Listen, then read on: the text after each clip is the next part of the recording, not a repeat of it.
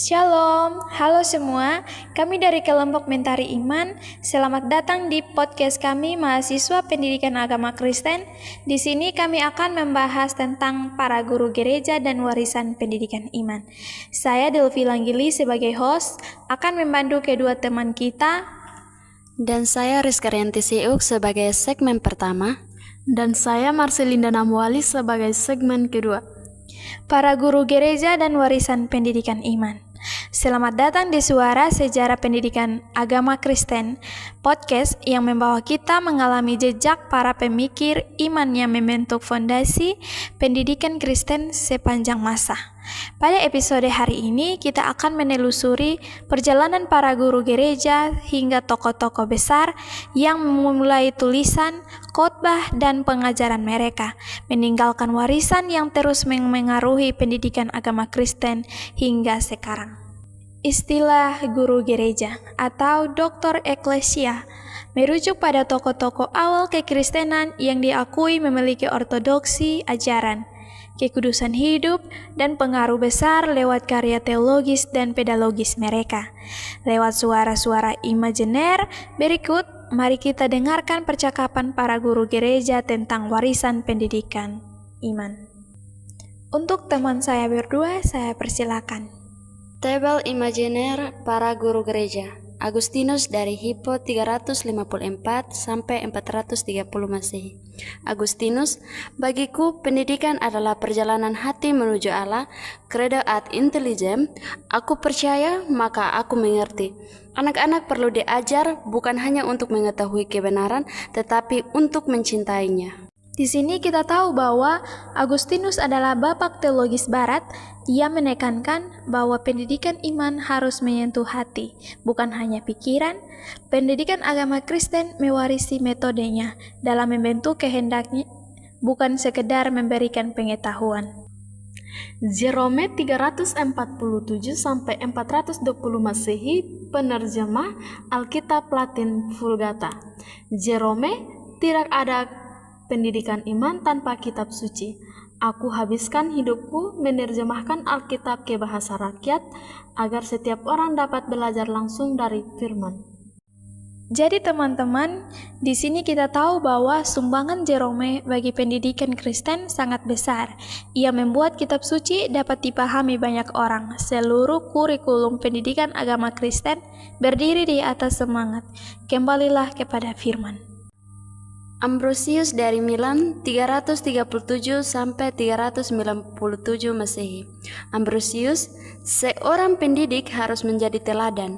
Umat mendengarkan bukan hanya perkataanmu, tetapi juga hidupmu. Jadi di sini kita tahu bahwa Ambrosius menekankan keteladanan guru, banyak prinsip etika guru Kristen hari ini, integritas, kelembutan, kerendahan hati berakar pada pandangannya. Yohanes Chrysostomus 347 sampai 407 Masehi, si mulut emas. Chrysostomus, didiklah anak sejak dini. Rumah tangga adalah gereja kecil. Jika keluarga kuat, gereja pun kuat. Jadi Chrysostomus ini adalah guru retorika terbesar gereja awal. Pengajarannya menekankan pembentukan iman sejak masa kanak-kanak, sebuah prinsip pendidikan agama Kristen modern dalam pendidikan karakter anak. Oke, mari kita dengarkan dialog imajener mereka. Yang pertama, Agustinus. Jika tujuan pendidikan adalah membawa manusia kembali pada Allah, apakah metode kita pantas menyentuh hati mereka?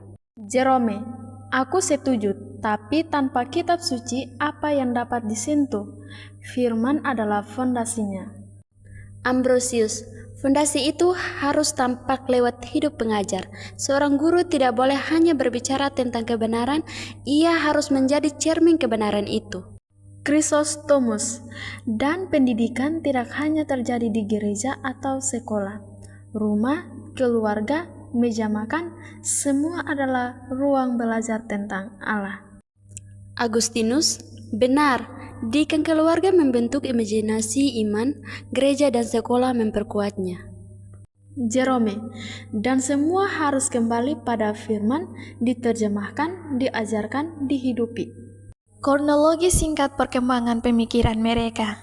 Abad 4 Masehi, masa konsolidasi gereja. Yang pertama, kekristenan baru saja dilegalkan.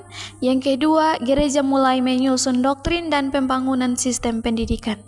337 sampai 397 Ambrosius. Yang pertama, mendorong pendidikan iman berbasis keteladanan dan liturgi. 347 hingga 420. Jerome menerjemahkan Alkitab atau Vulgata, mengaruhi pendidikan berbasis kitab suci.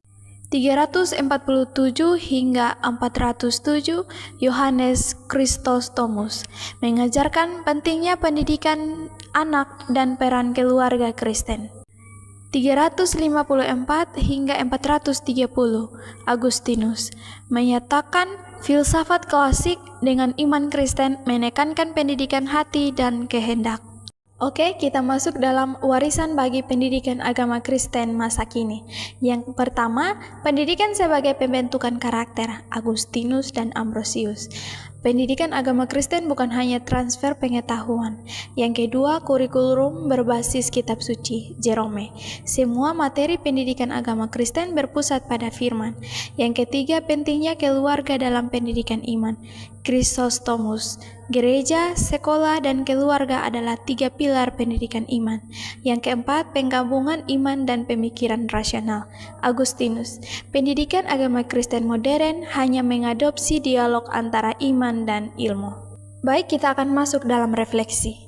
Dari percakapan imajiner ini, kita belajar bahwa pendidikan iman bukanlah pekerjaan satu generasi. Para guru gereja telah menabur benih, kita memanen buahnya hari ini. Kita masuk dalam refleksi pertanyaan. Bagaimana tanggapan segmen pertama mengenai apa arti menjadi guru iman di zaman digital? Baik, di sini saya akan menjelaskan sedikit tentang menjadi guru iman atau faith educator di era digital, bukan sekadar mengajar Alkitab melalui teknologi. Ini adalah panggilan untuk membentuk hati, pikiran, dan karakter di tengah dunia yang berubah cepat, terhubung, dan penuh tantangan moral baru. Zaman digital membawa peluang besar, tetapi juga risiko besar, sehingga peran guru iman menjadi semakin penting, bukan semakin kecil. Pembimbing rohani di tengah banjir informasi. Jika di era kuno guru iman mengajar pengetahuan, maka di era digital mereka mengajar kebijaksanaan. Internet menyediakan informasi tanpa batas, tetapi tidak memberikan arah. Guru iman harus mengajarkan peserta didik membedakan mana yang benar dan yang menyesatkan, melatih kemampuan diskrimen atau ketajaman hati di tengah hoaks atau manipulasi dan budaya instan, mengarahkan generasi digital agar tidak hanya tahu tetapi mengerti dan berhikmat. Perannya mirip Agustinus yang menekankan pembentuk hati bukan sekedar intelektual. Kita masuk dalam pertanyaan kedua untuk segmen kedua. Apakah pendidikan iman kita hari ini masih menyentuh hati seperti ajaran Agustinus? Jawabannya iya, tetapi belum sepenuhnya, dan inilah tantangan besar pendidikan iman masa kini. Bagi Agustinus, inti pendidikan iman bukanlah informasi tetapi transformasi. Ia berkata, "Aku percaya, maka aku mengerti." Artinya, iman mendahului pengetahuan, cinta mendahului rasio, hati yang diarahkan kepada Allah menjadi pusat pendidikan. Hari ini sebagian besar model pendidikan agama Kristen atau PAK lebih fokus pada materi daripada pengalaman, lebih banyak teori daripada pembentukan batin, lebih menekankan kognisi daripada afeksi. Maka kita perlu jujur, pendidikan iman hari ini sering belum cukup menyentuh hati. Kita masuk dalam pertanyaan ketiga untuk segmen pertama. Bagaimana kita menghidupkan kembali peran keluarga sebagai gereja kecil seperti pesan Chrysostomus? Menurut semangat ajaran Yohanes Chrysostomus dalam banyak homilinya menekankan bahwa keluarga adalah gereja miniatur atau mikra eklesia. Ia percaya bahwa sebelum gereja besar mengajar, rumahlah yang terlebih dahulu membentuk iman anak. Di zaman modern, fungsi ini sering melemah, namun ada cara nyata untuk menghidupkannya kembali. Mengembalikan rumah sebagai doa. Kristus Thomas menulis, rumah yang dipenuhi doa adalah rumah yang dipenuhi malaikat. Keluarga dapat menghidupkan kembali peran rohaninya dengan doa bersama sebelum tidur, doa sebelum makan, doa pagi bersama, dan doa saat ada kesulitan. Tidak perlu panjang, yang penting konsisten. Rumah yang berdoa akan menjadi rumah yang membentuk iman. Terima kasih telah mendengarkan suara sejarah pendidikan agama Kristen.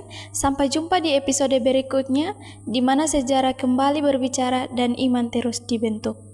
Para pendengar setia, tak terasa kita telah sampai di penghujung pembicaraan kita yang mencerahkan hari ini. Ingatlah, sama seperti mentari yang selalu terbit, iman kita pun harus terus bersinar, menerangi setiap langkah kehidupan. Kami dari tim Mentari Iman mengucapkan terima kasih atas perhatian para pendengar. Tetaplah bertumbuh dalam keyakinan dan sampai jumpa di episode selanjutnya. Tuhan Yesus memberkati.